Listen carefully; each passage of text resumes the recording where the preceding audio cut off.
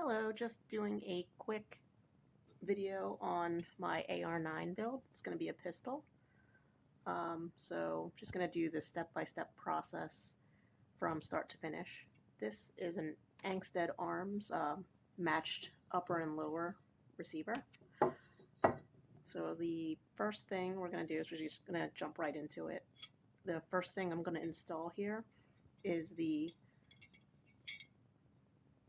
take the pivot pin, sorry. So I did purchase a pivot pin tool just off of Amazon. I think it was like 10 bucks.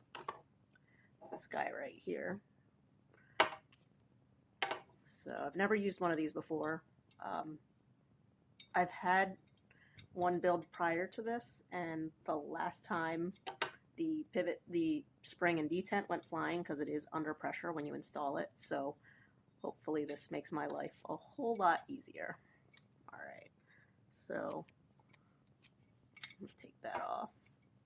So there is a little hole in there, right in there. That's where the pin and spring is going to go. So we just have to make sure that's lined up. So that right there is where the detent and spring is going to go. So we just put that in there. And then we're going to take this part, making sure that notched part is down. So that all the way through. So now it should be all the way through there. I should be able to drop the spring and detent. So here's the spring. It's lined up right through. Mine's not lined up. There we go. And then we do the detent. And then after that, we take this little plunger, we press that in.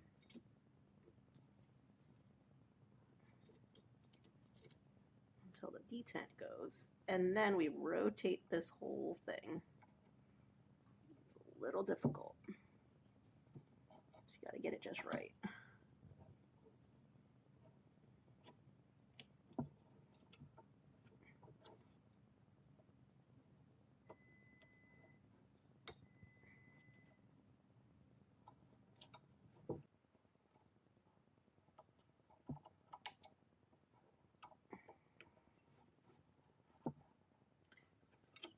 Okay, it's rotated. Now, you have to take your pin and you basically push it out. Hopefully this goes smoothly.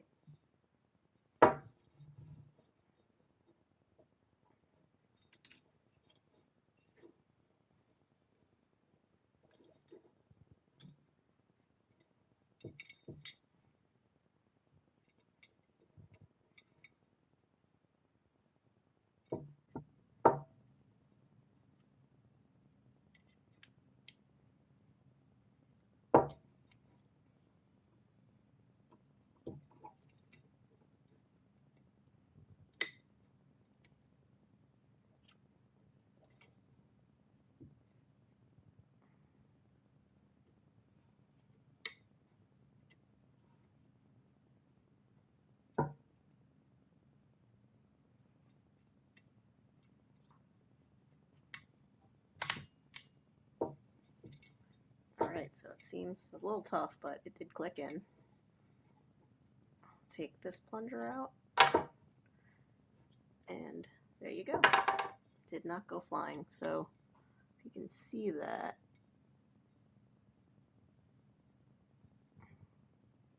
right in there, that little piece there, that's the detent.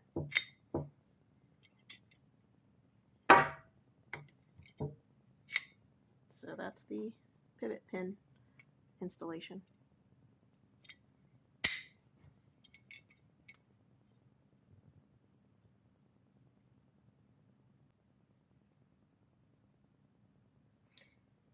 Okay, so off camera, I did put some painter's tape on my lower because we're going to be doing some hammering of a roll pin.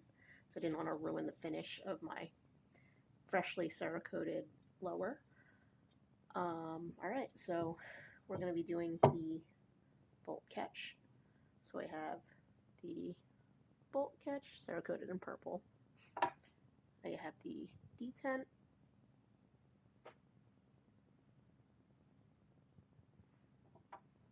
the spring and the roll pin. All right, so for this installation, it's going to be the spring. So we're going to put that in this little hole right here. And then the detent. And then we're going to take the bolt catch. I'm going to place that in that slot.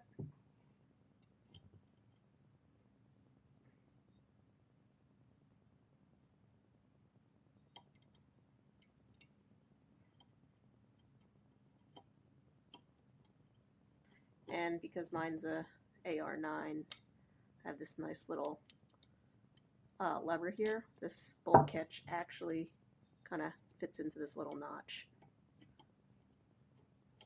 Alright, so I'm going to push in this bolt catch, and then we're going to take the roll pin, and there is, sorry, right there, that's where it's going to go. So it's going to go right in there. I'm going to hammer it through.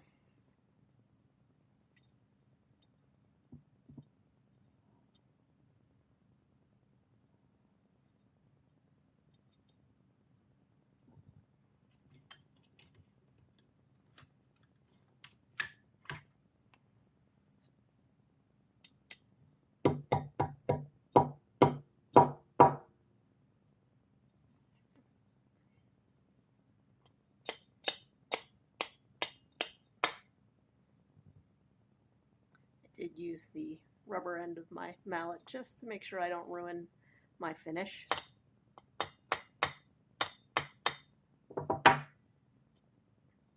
And it's installed. I have a bolt catch.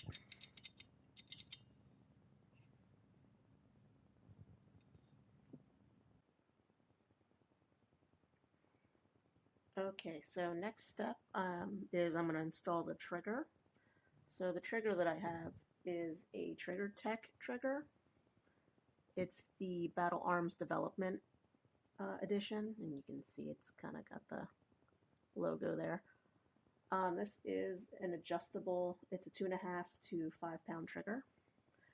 So to install this, you're just gonna, this is a drop-in trigger, which I like because it's easy. You're literally just going to drop it in. It helps if you put it in the right way. You're gonna line up the holes there so you can kind of see when it's not lined up. There you go. That's lined up. Well, it moved. That's lined up.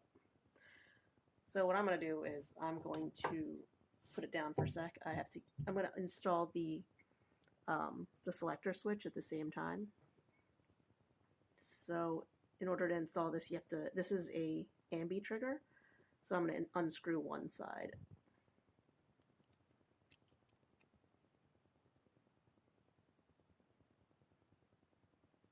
And this safety selector does come with its own little wrench. So I take that one side off. So I've got the trigger situated in here. I'm going to kind of flip it around so I can see. Alright, so I'm just going to insert the selector switch. And once that's in there, I can put the other side on.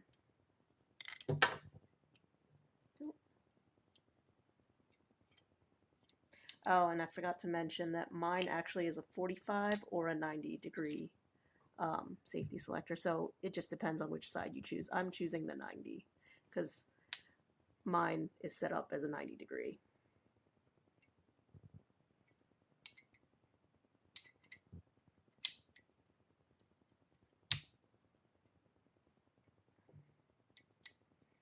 Put the other side back on, the screw.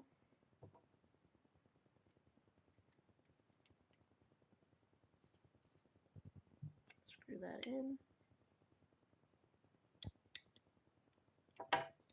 So that's going to be safety.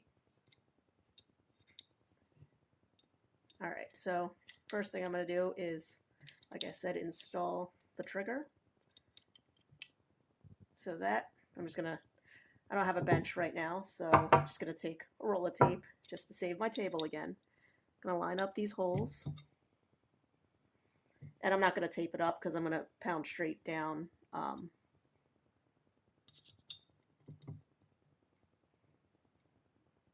right, just gonna pound it in there.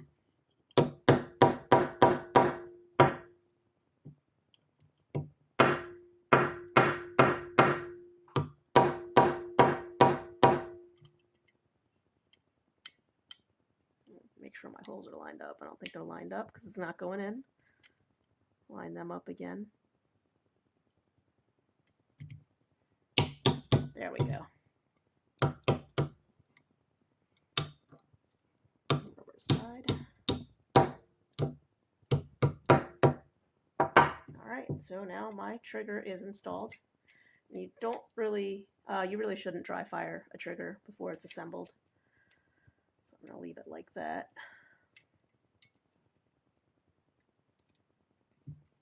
But that is the trigger.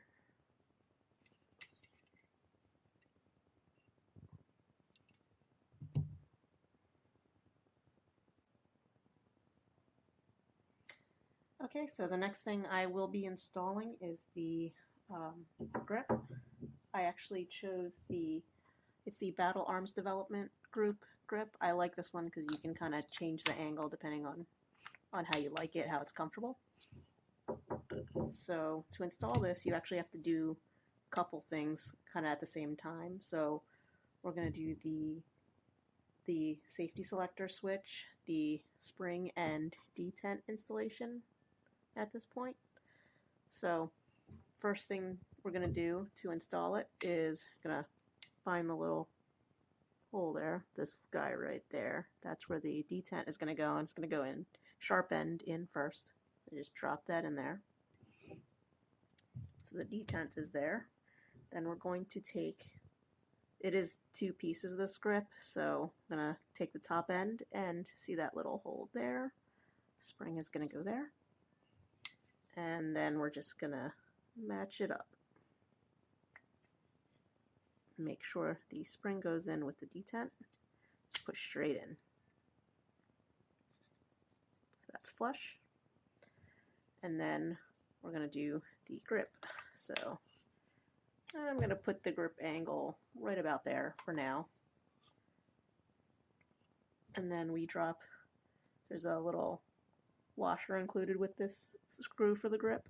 Just going to drop it in and screw that in. They're nice, and they actually included the Allen wrench.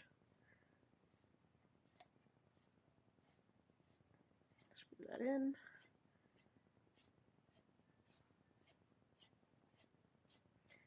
And then, like I said, you can adjust this. If I don't like the angle, I can just unscrew that and move the grip. All right, so that's in. And now we're going to test out the safety selector. Perfect. It is an ambi, so I can hit it from the other side as well. And that is my grip.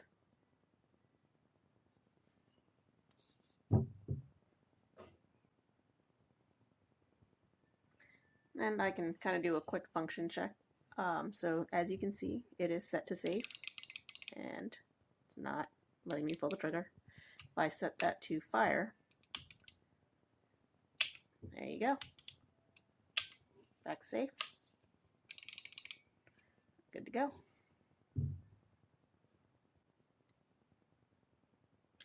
Okay, so next is going to be the installation of the rear takedown pin, as well as the buffer tube and the end plate and castle nut.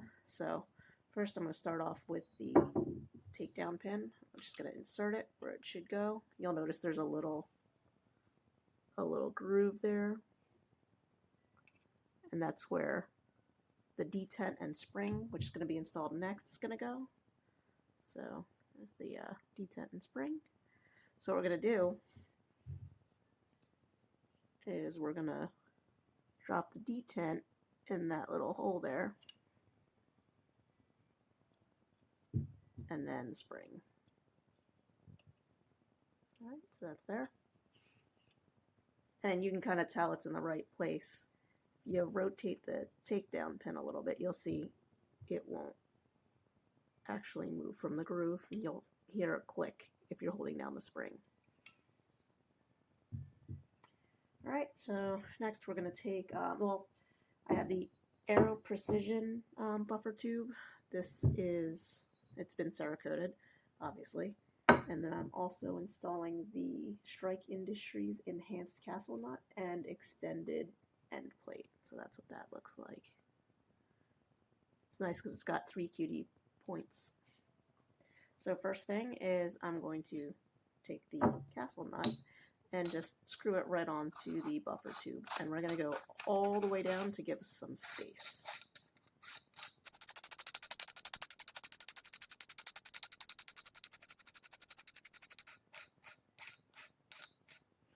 All right, and then I'm going to put my end plate on.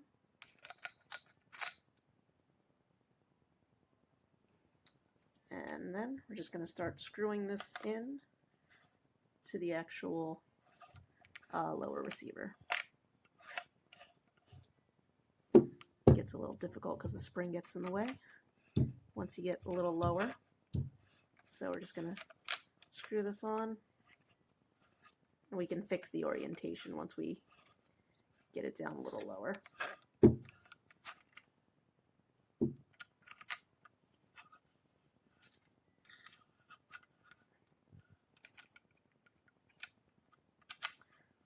All right, so this end plate, it's kind of hard to see, but it has a little spot there, and that's where the spring's going to go. It's right in there.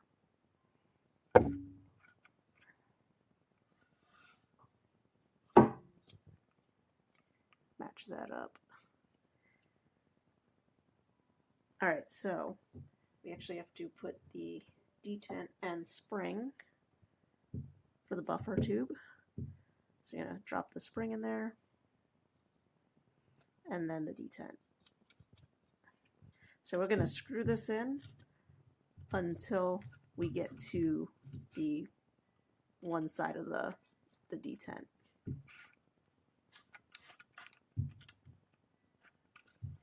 Almost there. Oh, getting there. All right, so I'm going to push this down with my thumb as I screw it in, and there we go. Caught the detent there. So now I'm just gonna put that spring back. There we go. Now I'm just gonna screw in the castle nut.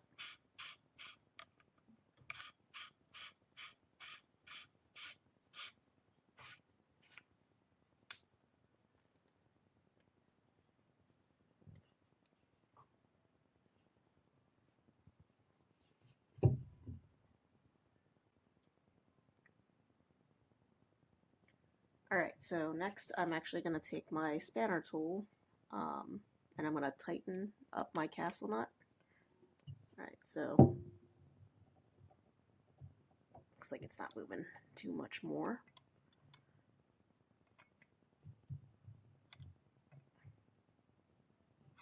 Alright, that seems good.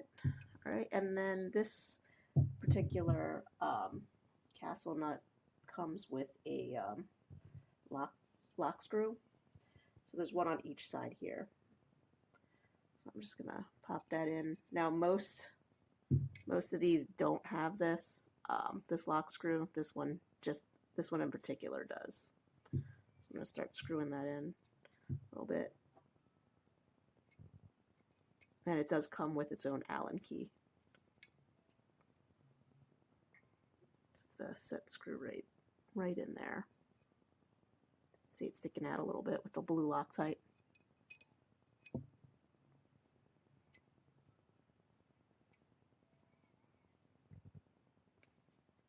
And like I said, this is specific to the Strike Industries end plate and castle nut that I purchased.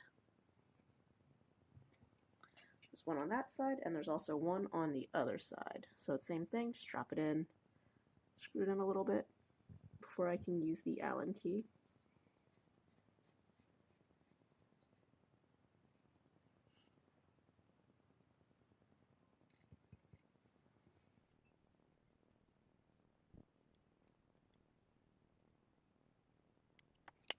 Just gonna even it out here.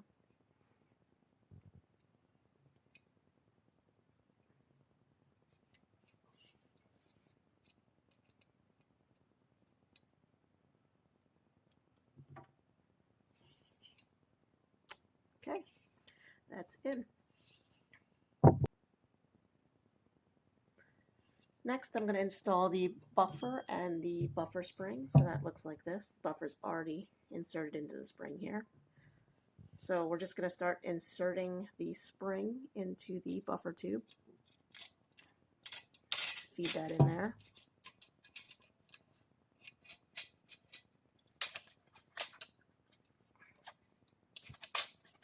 And there is a lip that you're going to have to pass. Once you get past that, it clicks right in. And it's that detent right there. All right, so the buffer spring is now installed into the buffer tube. And that's pretty much it for the lower receiver.